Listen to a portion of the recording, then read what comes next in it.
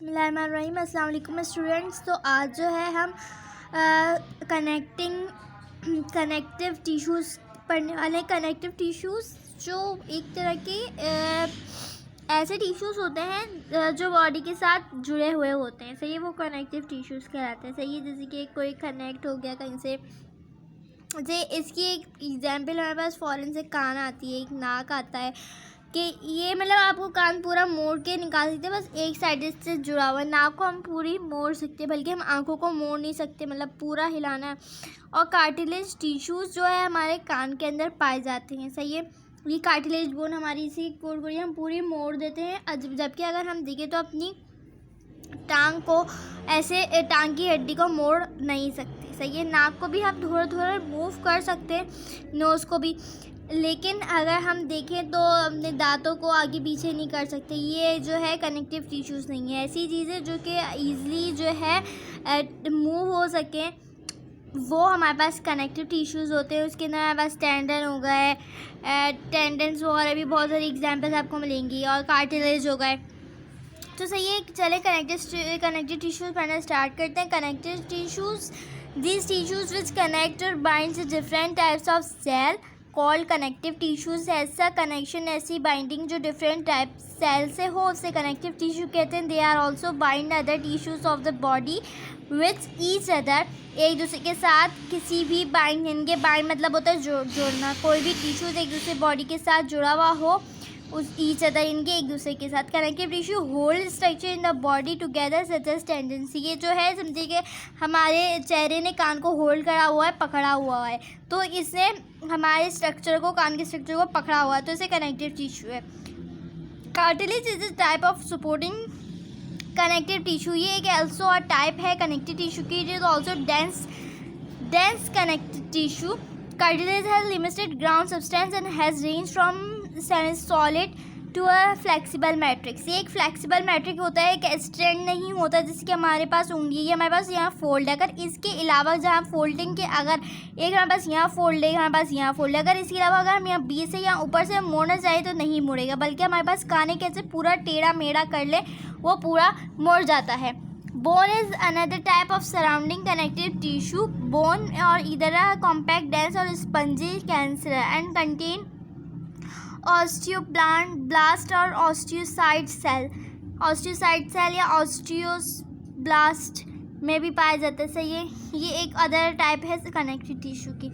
सी आप ये देखिए लॉन्गिट्यूड, ये जो है टिश्यूज़ बता रही हैं, एक तरह के टिश्यूज़ हैं। Adipose is another type of supporting connective tissue that provides success and stores excess energy and fat। यानी कि एडिपोज जैसे कि ये स्टोर करने की, यानी कि जमा करने की सलाहियत रखता है, और इसके अंदर जो टिश्यूज़ होते हैं वो कनेक्टिव टिश्यूज़ होते हैं। इसके अंदर हमारा फैट यानी कि चिकनाई, एनर्जी, हमारी तवानाई, ब्लड एक ऑल्सो अ कनेक्टिव टिश्यू है। इसका जब भी आपको ब्लड याद आए वो आपको कनेक्टिव टिश्यू आना चाहिए, क्योंकि ब्लड एक ऑल्सो अ टाइप ऑफ क्या नाम है, कनेक्टिव टिश्यू है। It is a type of fluid connective tissue. खून, ये जो हमारे अंदर यानी कि जहाँ से ब्लड हमारा पंप करता है, वहाँ ख़ास तौर पे ये एक फ्लूइड के मादे में होता है, जिसके पर ये थोड़ा सा लिक्विड ही होता है, यानी कि एक प्लाज्मा होता है जिसके अंदर लिक्विड सॉलिड मिक्स होता है। ये ना लिक्विड होता है ना सॉलिड होता है। उसकी कंसिस्टेंसी मतलब होता है कि वो ज़्यादा ठोस किस्म का हो, जैसे जेली है, जेली का होता है, मतलब वो पूरी पिघल नहीं रहती है, वो पूरी जम जाती है, ज़्यादा सॉलिड की तरफ ध्यान होता है। लेकिन ब्लड जो है वो उसका ध्यान ज़्यादा लिक्विड की तरह होता है, यानी कि बहने की तरह ज़्यादा होता है, सॉलिड इतना नहीं होता, पर फिर भी सॉलिड की कुछ उसके अंदर आपको खुसूसियात मिलेंगी। अगर हम तीसरा पॉइंट देखें, मस्कुलर टिश्यू। मस्कुलर टिश्यू एक कनेक्टिव सेल है जो कि रिस्पॉन्सिबल होता है कॉन्ट्रैक्शन ऑफ सेल मसल्स, यानी कि मसल टिश्यू कंटेन करता है responsible for the contraction of muscles, यानी कि मसल का कॉन्ट्रैक्शन एंड रिलैक्सेशन, ये हमारा मसल टिश्यू कंटेन करता है। जैसे कि अगर हम अपनी बॉडी, जो जिम वगैरह जाते हैं वो अपनी बॉडी बनाते हैं, वो हम अपने मसल्स कैसे बनाते हैं, उनके कॉन्ट्रैक्ट और रिलैक्स एक्सटेंड करके, कॉन्ट्रैक्ट करके वो अपने मसल्स क्रिएट करते हैं। There are 3 types of muscular tissues. यहाँ 3 टाइप ऑफ मस्कुलर टिश्यूज़ है, कार्डिक, स्मूथ एंड स्केलेटल। ये मैं आपको इतना इजी करके समझाऊंगी कि आपको फ़ौरन याद हो जाएगा। इसके अंदर आपको 3 पॉइंट लिखते हैं, skeletal muscle, cardiac muscle, smooth muscle. उसके बाद यहाँ आपको लिखना है it is voluntary, it is involuntary, it is voluntary, ये लिखा इनवॉलेंट्री, वॉलेंट्री, इनवॉलेंट्री, इनवॉलेंट्री। अब इसके बाद आपको यहाँ लिखना है it is striped and striated muscle, it is striped और striated muscle, it is unstriped muscle और अनस्ट्रेटेड मसल यहाँ लिखना है। फिर लिखेंगे it is found in the attachment of bones और टेंडन्स, ये फाउंड होता है जहाँ से बोन अटैच हो और टेंडन अटैच हो, वहाँ स्केलेटल मसल लगेगा, यानी कि वहाँ हमारा स्केलेटल मसल जैसे कि शेप देने वाली चीज़, यानी कि जहाँ हमें स्केलेटल क्या कहता है, स्केलेटल एक चीज़ को शक्ल देता है, उसको शेप देता है, ये फाउंड होता है। कार्डिक जो मसल है फाउंड होगा वॉल्स ऑफ हार्ट, यानी कि हार्ट्स की वॉल्स में, हार्ट की जो शेप होती है, जो उसकी दीवार कहेंगे हार्ट की, वहाँ कार्डिक मसल होगा। स्मूथ मसल हमारे पास पाया जाएगा ब्लड वेसल्स में, as well as digestive tract and ureters and urinary bladder. Urinary bladder जहाँ से हमारा यूरिन पास होता है, वहाँ एक हमारा मस्कुलर बैग होता है, उसे यूरिनरी ब्लैडर कहते हैं। यूरेट्रस वहाँ एक नाली ट्यूब लाइक स्ट्रक्चर होता है, उसे यूरेट्रस कहते हैं। डाइजेस्टिव ट्रैक्ट हमारे जहाँ से डाइजेस्ट होके एक नाली गुजर रही होती है, उसको डाइजेस्टिव ट्रैक्ट कहते हैं। सो ये cardiac muscle, smooth muscles and skeletal. Nervous tissue में आप पढ़ेंगे जहाँ न्यूरॉन्स पाए जाते हैं, ये कंपोज्ड होता है नर्वस पे, which transmitted information to other sales.